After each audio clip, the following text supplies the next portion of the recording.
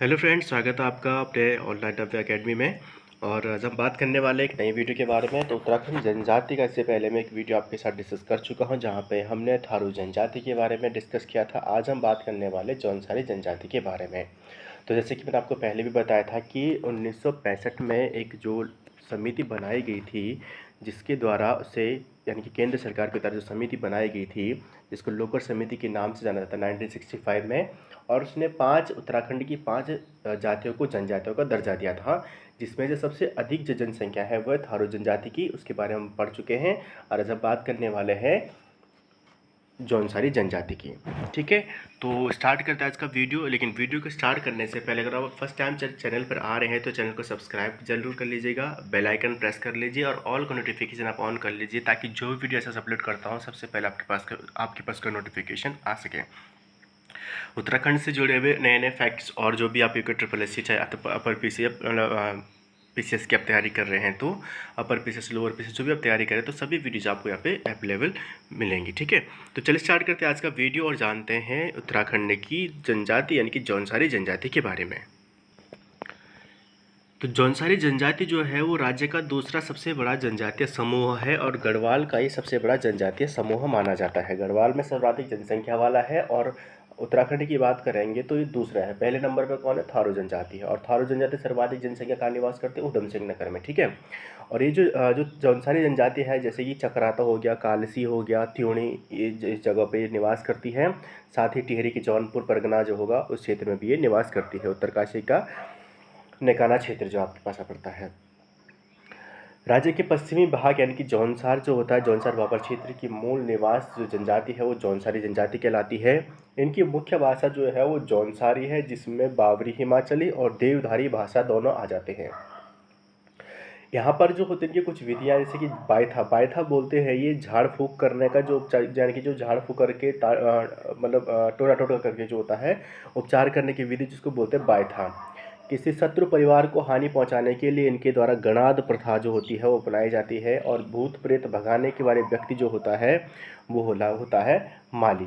ठीक है, तो भूत प्रेत भगाने वाले व्यक्ति को क्या बोलते हैं? ये माली बोलते हैं यहाँ पे। इसी तरीके से आपने थारू जनजाति में पढ़ा होगा कि जो तांत्रिक वगैरह या भूत प्रेत तांत्रिक जो उसको बोलते हैं वो भरुड़ा बोलते हैं। उसको बोलते हैं भरुड़ा। कहाँ पे? थारू जनजाति में। जौनसारी जनजाति में उसको बोला जाता है माली। ठीक है, उल्टाव विधि करते हैं। ये किसी व्यक्ति पर तांत्रिक विद्या का प्रयोग करने के लिए उल्टाव विधि का प्रयोग किया जाता है। और ओझा विधि होती है, किसी व्यक्ति की बीमारी को दूर करने के लिए किया जाती है, जो किया जाता है उसको बोलता है ओझा विधि। तो अब देखते हैं इसकी सामाजिक जो व्यवस्था क्या क्या है, समाज में किस प्रकार से है। जैसे अगर आप अपर पीसेस वगैरह की आप तैयारी कर रहे हैं तो उसमें आपके लिए बहुत इंपॉर्टेंट ये हो जाता है, समाज के रिलेटेड जो यहाँ पे टॉपिक ये बहुत इंपॉर्टेंट हो जाता है। तो जो जौनसारी जनजाति है ये खुद को पांडवों का वंशज कहती है। और मंगोल और डोम प्रजाति जो है उसका ये मिश्रित मिश्रण यहाँ पे इनका देखने को मिलता है। जौनसारी जनजाति जो है वो 3 भागों में डिवाइड है, जैसे खसास हो गया, कारीगर हो गया और हरिजन खसास हो गया। ठीक है, तो खसास वर्ग में इसके ब्राह्मण राजपूत हो गए, कारीगर में इनके लोहार सुनार नाथ जोगी बगजी वगैरह आ जाते हैं। और हरिजन में इसके पास कोल्टा कोली मोची वगैरह जो होते हैं। तो सबसे निम्न वर्ग जो यहाँ पे मानन के बीच जो माना जाता है वो कोल्टा वर्ग को माना जाता है। ठीक है, तो जौनसारी जो समाज जो होता है वो पितृसत्तात्मक होता है। और यहाँ पर जो होता है संयुक्त परिवार की प्रथा यहाँ पे चलती है, मतलब कंबाइंड यानी कि जॉइंट फैमिली यहाँ पे पाई जाती है। और पितृसत्तात्मक होता है, पिता जो होता है प्रधान होता है। ठीक है, परिवार का मुखिया होता है। जौनसारी में जो थे पहले बहुपति विवाह प्रथा थी, यानी कि एक से अधिक पति की विवाह बहु मतलब पत्नी तो होती थी, साथ साथ ही बहुपति विवाह प्रथा का भी यहाँ पे प्रचलन था। लेकिन अब क्या हो रहा है, जौनसार के जो लोग होते हैं वो बाजदिया हो गया, बेबाकी हो गया या बोई दोदुकी हो गया, इस प्रकार की विवाह जो यहाँ पर प्रचलित होते हैं। और सबसे जो शान शौकत वाला विवाह होता है वो बाजदिया जो होता है, सबसे शान शौकत वाला विवाह यहाँ पे माना जाता है। जहाँ पे लड़की पक्ष के से क्या होता है कि लड़के की घर बारात जाती है। ठीक है, दूसरा होता है बेबाकी। बेबाकी मतलब साधारण पद्धति वाला विवाह, जैसे नॉर्मल होता है कि लड़के के से घर से बारात जाएगी लड़की घर, तो उस तरीके जैसे साधारण पद्धति होती है। ठीक है, लेकिन जो बजदिया होता है वह लड़की पक्ष से लड़के की घर बारात जाती है। यहाँ पे जो होता है अविवाहित लड़कियों को धयंती कहते हैं, जबकि विवाहित को ये रयांती कहते हैं। ठीक है, और यहाँ पर गाय को दहेज के रूप में देने की प्रथा भी प्रचलित है। और कन्या पक्ष को यहाँ पर उच्चता, वैसे भी हमारे पूरे गढ़वाल में होता है कि कन्या पक्ष को तब भी क्या होता है कि उच्च माना जाता है। तो यहाँ पे भी इसी तरीके से होता है। गढ़वाल यानी कि जौनसारी जनजाति में कि कन्या पक्ष को ये उच्च मानते हैं। तो जौनसारी महिलाएं जो होती हैं इनका पहनावा जो होता है घाघरा पहनती हैं, ऊनी कुर्ता और ढाट पहनती है। तो ढाट जो होता है इनकी प्रकार का रुमाल होता है ये पहनती हैं।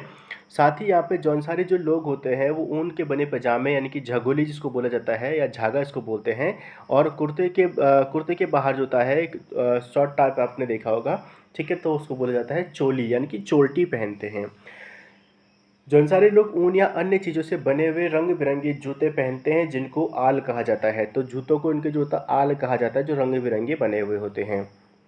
ऊन की बनी हुई टोपी जो होती है उसको बोलते हैं डिगुबा, ठीक है, तो उनकी बनी हुई टोपी आपने देखा डिगुबा जिसमें, ठीक है, तो उसको ये पहनते हैं। और राजनीतिक व्यवस्था की बात करें तो एक क्वेश्चन कई बार पूछा गया है कि खुमरी नामक जो समिति होती है, खुमरी जो होती है किस जनजाति से संबंधित है, तो जौनसारी जनजाति से है खुमरी नामक समिति। प्रत्येक परिवार का जो सदस्य होता है वो खुमरी का सदस्य होता है। एक मतलब पंचायत टाइप की इनकी होती है, खुमरी की पंचायत होती है, और प्रत्येक परिवार का जो सदस्य होगा उसका भी एक खुमरी यानी कि पंचायत को उस खुमरी का उस समिति का सदस्य होगा। तो खुमरी के जो मुखिया होता है उसको बोला जाता है ग्राम सेयाड़ा, ठीक है, जैसे उसका जो मुखिया होता है उसको बोला जाता है ग्राम सेयाड़ा। खुमरी के ऊपर जो होती है उसको बोलते हैं खत खुमरी। खत खुमरी का जो मुखिया होता है वो खत सेयाड़ा होता है। और यहाँ पे क्या होता है, खत खुमरी मतलब दो या दो से अधिक गाँवों के बीच दीवानी या मालगुजारी या कोई भी ऐसे मामलों के समाधान के लिए जो होता है वो बनाया जाता है।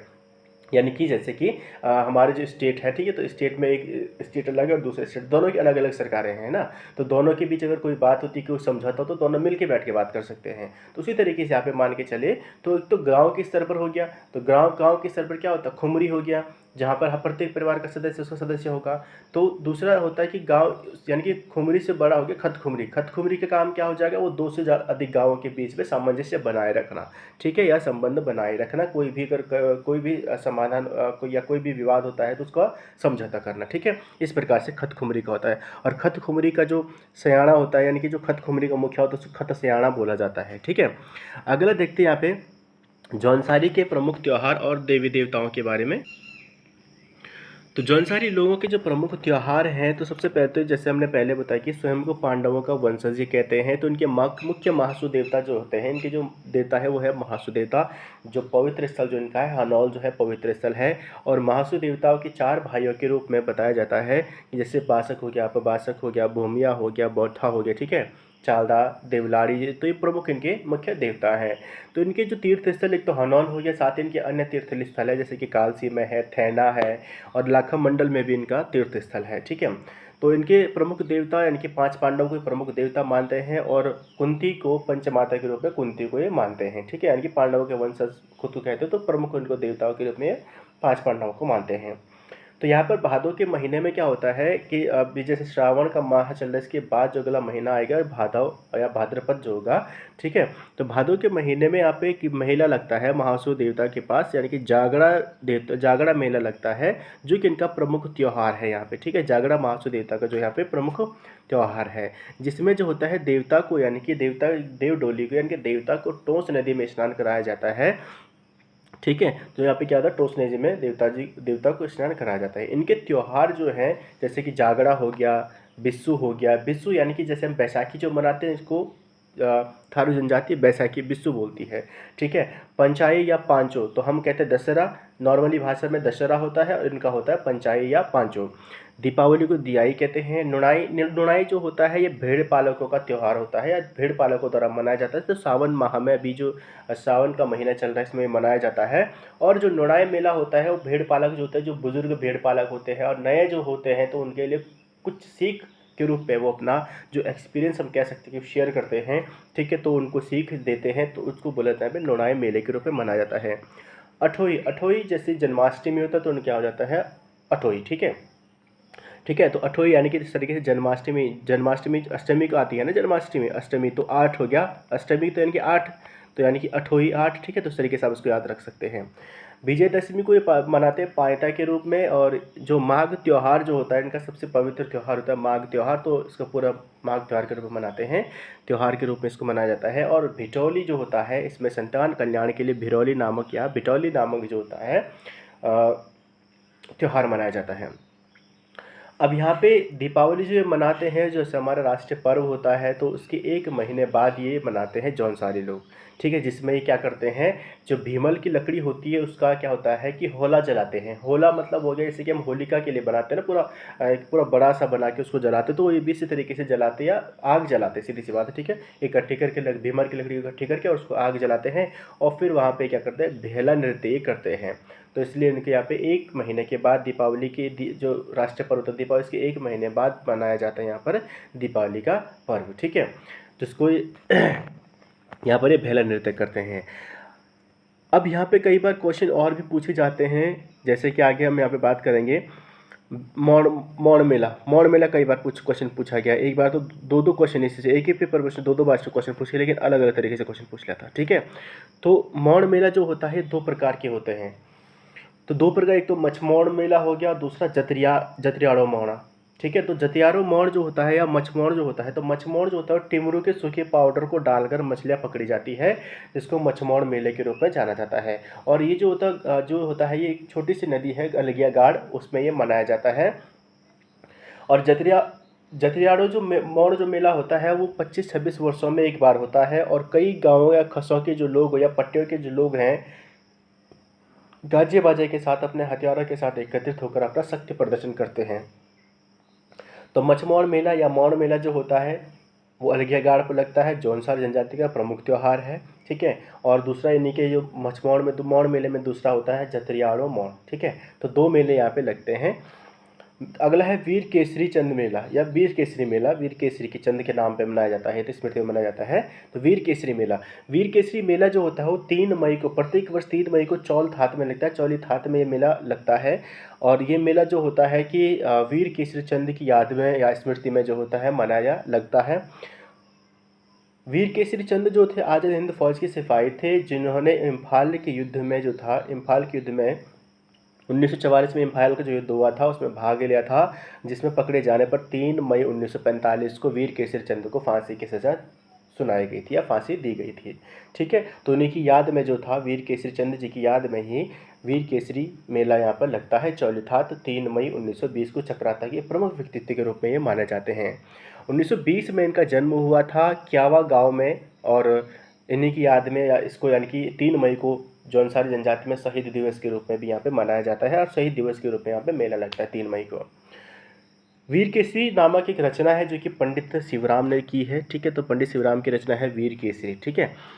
अगर हम यहाँ पे देखेंगे विश्व मेला जो होता है ये सबसे बड़ा मेला होता है यहाँ पर, और जो कि चौलिथात में ही लगता है। लगातार 4 दिनों तक ये मेला चलता है, जिसमें इनके प्रमुख जो मुख्य पकवान जो होते हैं, चावल से बने पापड़ होते हैं, लाडू जिसको ये बोलते हैं लाडू या शाकुली इसको बोला जाता है, जो कि विश्व मेले के प्रमुख पकवान होते हैं।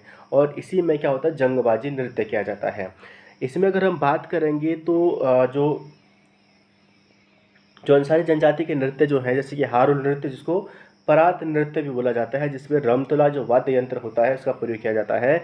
बिरासु नृत्य हो गया, घुमसू हो गया, झेला हो गया, छोड़ो हो गया, धी हो गया, गुंडचा हो गया, जंगबाजी, सराई, हृदया, सामूहिक मंडवाड़ा जो होता है, तांदी, मरोज, अड़ैंता, झेला, ठुमकिया, बराड़ी, गांडिया, रास रासो, पांडवला, पौड़ई, रेड़ा रात, पत्तेबाजी जो होता है दीपावली के दूसरे दिन ही इस नृत्य को करते हैं, जिसको बोला जाता है भिरुड़ी, ठीक है। तो यानी कि जैसे पत्तेबाजी वाला नृत्य करती दीपावली के दूसरे दिन, उस दिन को बोला जाता है भिरुड़ी, ठीक है। तो भिरुड़ी को ये क्या होता है, पत्तेबाजी नृत्य करते हैं। अंडे कांडे हो गया, मांगल हो गया, और केदार छाया हो गया, गोडवड़ा हो गया, वारदा नाटी हो गया। तो ये सारे जो है इनके मुख्य प्रमुख जो है इनके नृत्य हैं। साथ ही कुछ जैसे प्रमुख हथियार इनके जैसे होते हैं, जैसे तलवार हो गया, फरसा हो गया, कटार हो गया, जमदंड हो गया। तो इनके प्रमुख जो होते हैं हथियार ये प्रयोग करते हैं। नेक्स्ट देखते हैं इसमें जौनसार के प्रमुख व्यक्तित्वों की बात करें तो जौनसार का राजनीतिक जो जागरूकता का जनक जो है वो गुलाब सिंह को जाना जाता है। और भाव सिंह चौहान को फादर ऑफ जौनसार भाबर सम्मान से सम्मानित किया गया है, जिस कारण से इनको फादर ऑफ जौनसार बाबर भी कहा जाता है। किसको, भाव सिंह चौहान को। तो भाबर का फादर कौन है, फादर ऑफ जौनसार कौन सा है, तो वो आपके पास फादर ऑफ जॉन्स आ जाएगा भाव और भाव सिंह चौहान, ठीक है। भाबर का आपके पास, इस तरीके से आप इसको याद रख सकते हैं। बाकी जौनसार जो जागरूकता का जो जनक है गुलाब सिंह को जाना जाता है। केदार सिंह जो है बिसोई ग्राम के निवासी केदार सिंह जो है जौनसार के पहले समाज सेवी हैं और जौनसार बाबर के समाज सेवा एवं जन जागृति का अग्रदूत उनको माना जाता है। पंडित शिवराम जो है जौनसार पर के प्रथम कवि हैं, जिनकी पहले बताया था मैंने कि वीर केसरी जो रचना जो है वो पंडित शिवराम की है और जौनसार से रिलेटेड है। कवि रतन सिंह जो है जौनसार के आधुनिक कवि जो हैं। और देविका चौहान व कृपाराम जोशी भी है जौनसार के समाज सेवी के रूप में जाने जाते हैं। और नंदलाल भारती को 2017 में लोक कला रत्न पुरस्कार दिया गया था और जौनसारी संगीत के जनक के रूप में नंदलाल भारती को जाना जाता है। ठीक है, तो दोस्तों था आपके पास जौनसारी जनजाति से रिलेटेड जो भी यहाँ पे क्वेश्चंस बनते हैं उससे रिलेटेड आपके पास पूरी जो मैं लेके आया था, जानकारी लेके आया था। वीडियो कैसा लगा कमेंट बॉक्स में ज़रूर बताएं और वीडियो को अधिक से अधिक शेयर करें। मिलता हूं जल्द ही नई वीडियो के साथ, यानी कि अगली जनजाति के बारे में, यानी कि भोटा जनजाति के साथ। तब तक के लिए जय हिंद, जय भारत।